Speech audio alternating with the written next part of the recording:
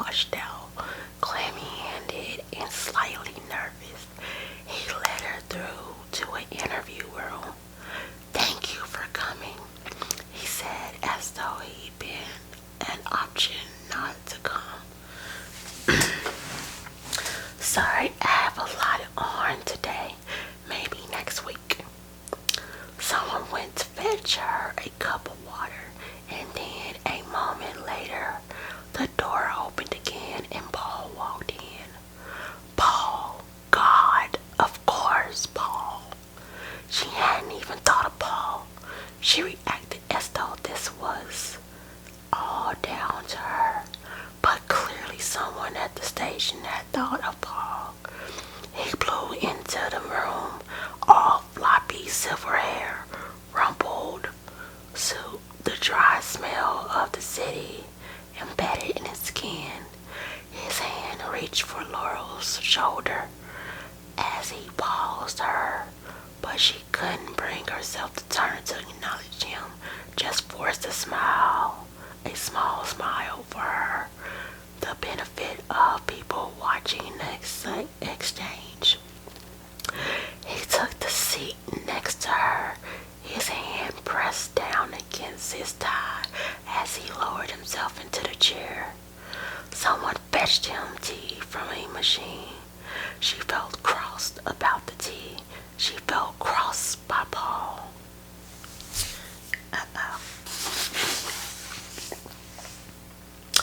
"We've been investigating sighting near Dover," said the detective called Dane.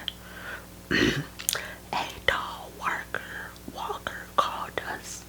His terrier dug up a bag."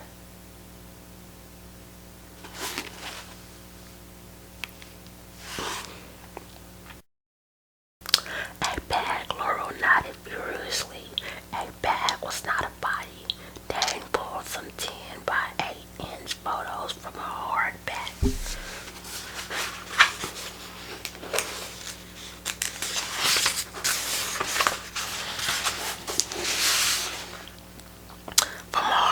Envelope. He slid them across the table toward Laurel and Paul. "Do you recognize any of these items?" Laurel pulled photos towards herself. It was Ellie's bag, her rucksack, the one she'd had slung over her shoulder when she left the house for the library all those years ago.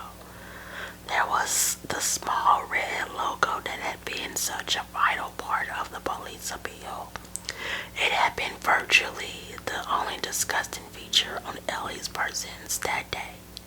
The second photo was a black t-shirt, a loose-fitting thing with a slashed neck, capped sleeves. The label inside said, "New Look." She wore it partly tucked into her jeans at the front. The third was a bra. Oh no. The third was a bra jersey with small black polka dots. The label inside says Atmosphere. The fourth was a pair of jeans, pale denim. The label inside said Top Shop. The fifth was a pair of scuffy white trainers. The sixth was a plain black hoodie with a white drawstring. The label inside said Next. Goodness gracious. How many pictures were there?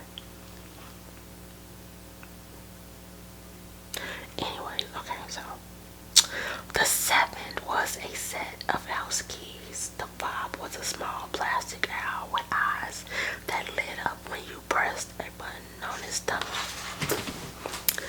The eighth was a pile of exercise books and textbooks, green and rotten with damp.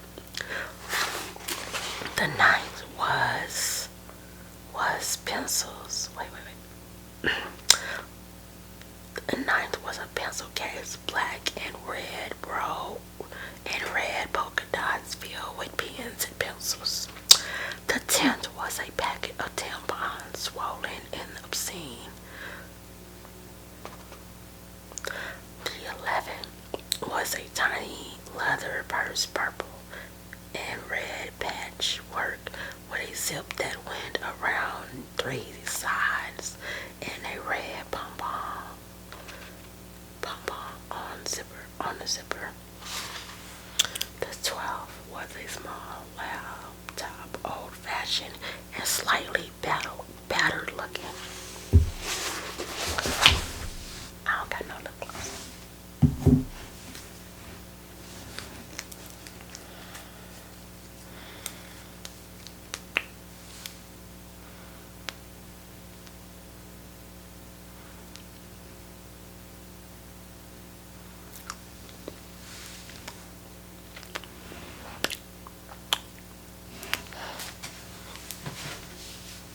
Y'all probably like, she don't even need lip gloss. I know, but it look good for the video.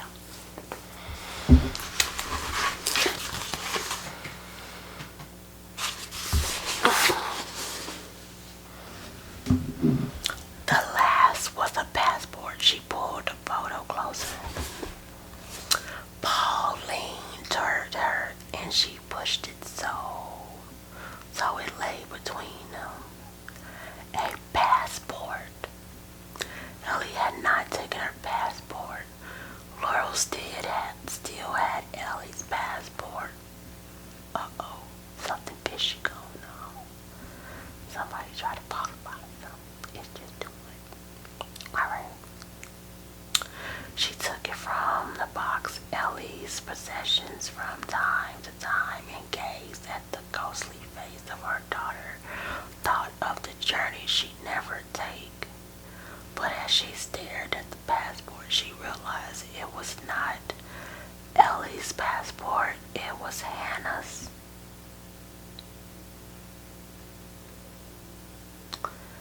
I don't get it, she said. This is my elder daughter's passport. We thought she lost it, but she stared down at the photo again, her fingers touching the edges of it. It's here in Ellie's bag.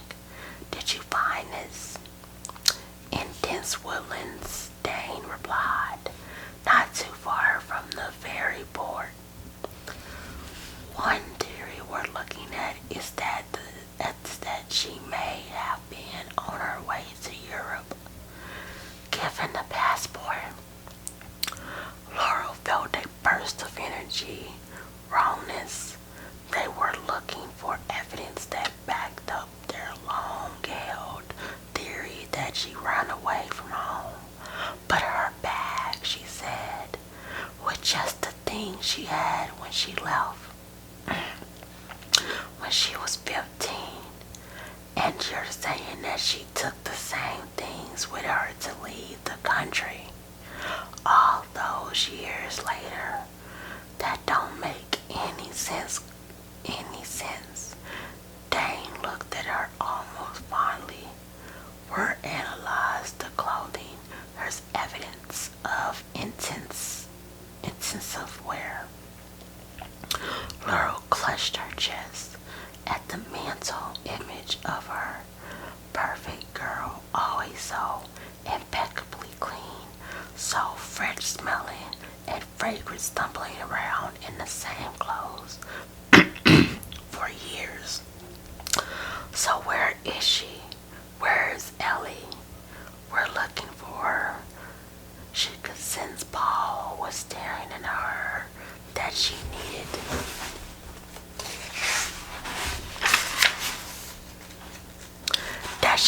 her to engage with him in order to process the jumble in format. She could not face his gaze. His gaze not giving him any part of herself. Alright, so look, if y'all new here, like I told y'all, they looking for their daughter. And it's been like a couple of years, probably like 10 years or something like that. And apparently, the husband's name is Paul. And Paul had an affair. And you know, they got divorced and everything like that. And you know how people just go through stuff when another partner is just like, everybody just check out. And he moved in with another woman. So yeah, she like, ugh, I can't stand this man. Alright, back to the story. Alright.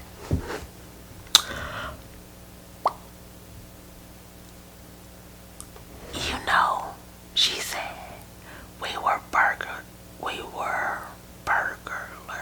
a few years after Ellie went missing. I told the police at the time that I thought it was Ellie. The things that were taken, the lack of forced entry, the sense of... She pulled herself back from talking about unsubstantiated feelings.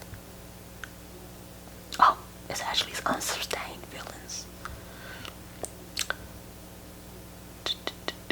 Okay. Then she must have taken Hannah's pressure board. Then she must have. She trailed off. What is this? Was it possible that the police had been right all along? That she run away? That she been planning an escape?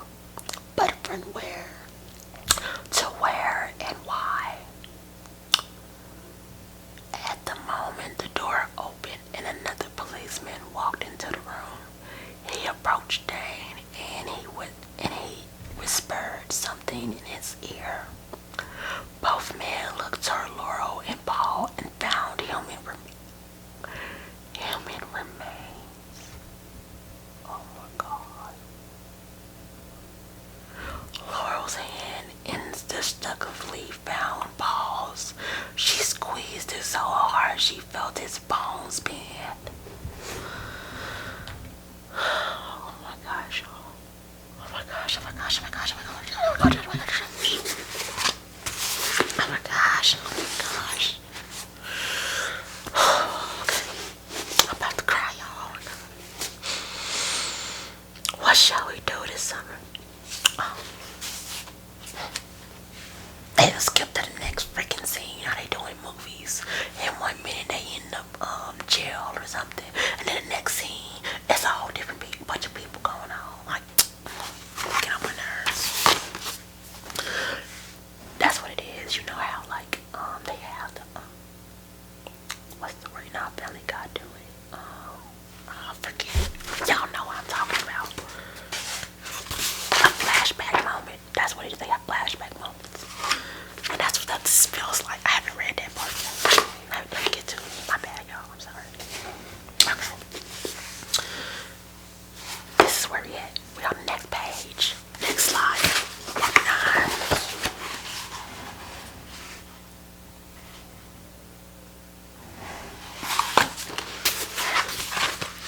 Anyways. Well, what shall we do this summer? Theo's head was in Ellie's lap, turned his face up to her and smiled. Nothing, he said. Let's do completely nothing. Ellie put down her paperback, rested her hand on Theo's cheek. No way, she said. I want to do everything that isn't revising and learning and studying. I want to go paragliding. Shall we do that? Shall we go paragliding? So your plan for the summer is basically to die. Theo laughed. You are so weird. She punched him gently against his chest. Like, imagine like that's like that hurt. It kind of did. Okay. I am just ready to fly. No. Yeah, she punched him gently in the chest. Against his cheek. Okay, that's what it was. I am not weird. I'm just ready to fly. Literally. Yes.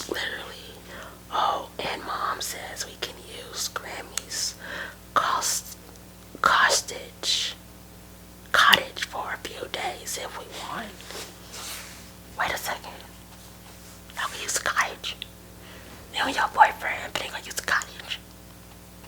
What? What generation is this? You, no, no, no, no. This some Gen Z stuff right here. This a Gen Z book. Cause millennials. No, no, no, no, no, no, no, no, no, no. A cottage by yourselves. Y'all ain't grown.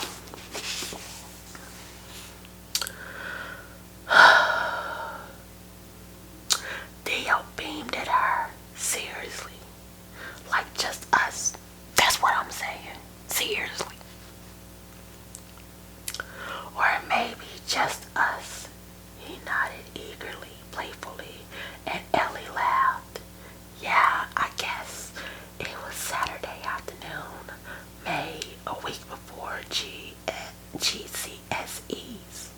They were in Ellie's bedroom taking a break from revision. Outside the sun was shining. Teddy Bear, the cat, lay by their side, and the air was full of pollen and hope. Ellie's mom always said that the air was full of pollen. And hope. Ellie's mom always said that May was like the Friday night of summer. All good times. It feels strange, Laurel had said, her arms folded tight around her middle. It feels, I don't know. My daughter disappeared 4 years ago. She looked up at them, eyed them both directly and uncompromisingly. Ellie, Mac, remember? They exchanged a glance and then looked back at her. I could sense her, she said, sounding mad and not caring. When I walked into her house, I could sense my daughter. They exchanged another glance. Are any of her things missing? She shook her head, then shrugged. I don't think so. I've been in her room, and it looks exactly as it was. There was a beat of silence as the police officers moved awkwardly from foot to foot. We couldn't see any broken locks or windows. How the burglar gained access. Laurel blinked slowly. I don't know. Any windows left open? No. She even thought about it. I don't think so. Do you leave a key out? No, never. Leave one with a neighbor or a friend? No, no. The only people who have keys are us, me, my husband, and our children. As the word, anywhere it goes, that's been cheated. Okay. As the words left her mouth, she fell to her heart and began to race. The palms of her hands dampened. Ellie, she said. Ellie had the key when she was missing in her rucksack. What if? They stared at her exponentially. What if she came back from wherever she's been? Maybe she was desperate. It would explain the fact that the only thing we don't care about have been taken. She knows I don't like those candlesticks. I was always saying I was going to take them on the antique road show one day because they were probably worth a fortune. And the cake. Yes, there was a chocolate cake on the counter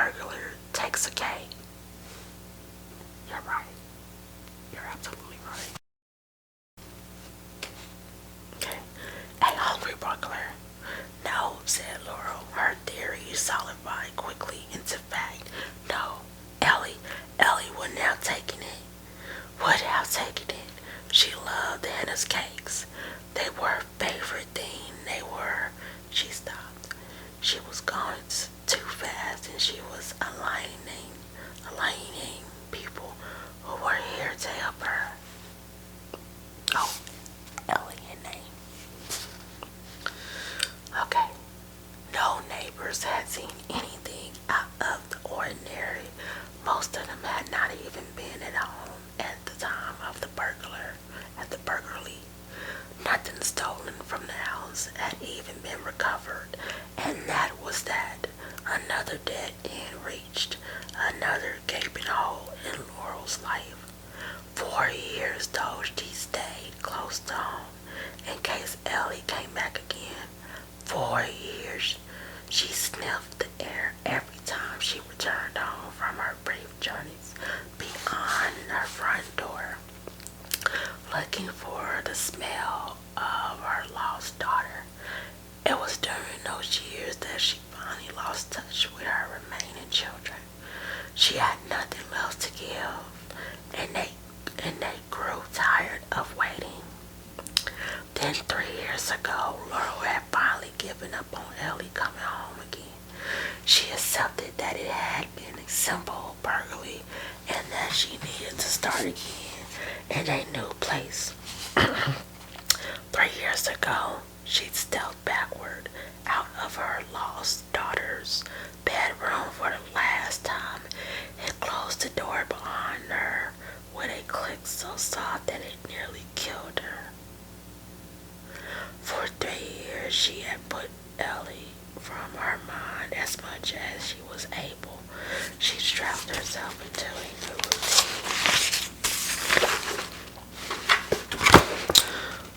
new routine and a heart like a straitjacket.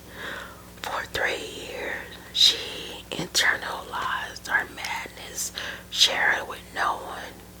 But now the madness was back. She climbed into her car near the police station and she put the car into reverse. She stopped for a moment, stopped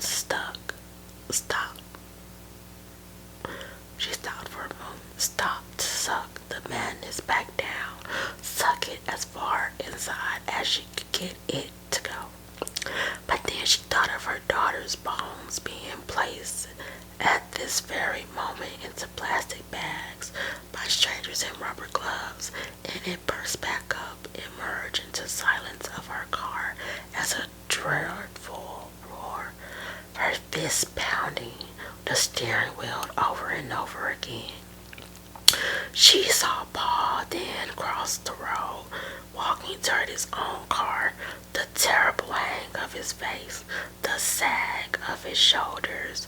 She saw him stare at her. She shocked in his eyes as he registered her fury.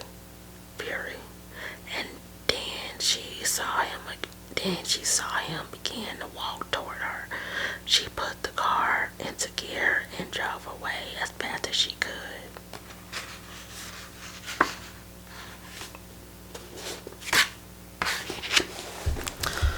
Wow. They found the remains. That's just so sad. Like, reading this book is actually just making me like,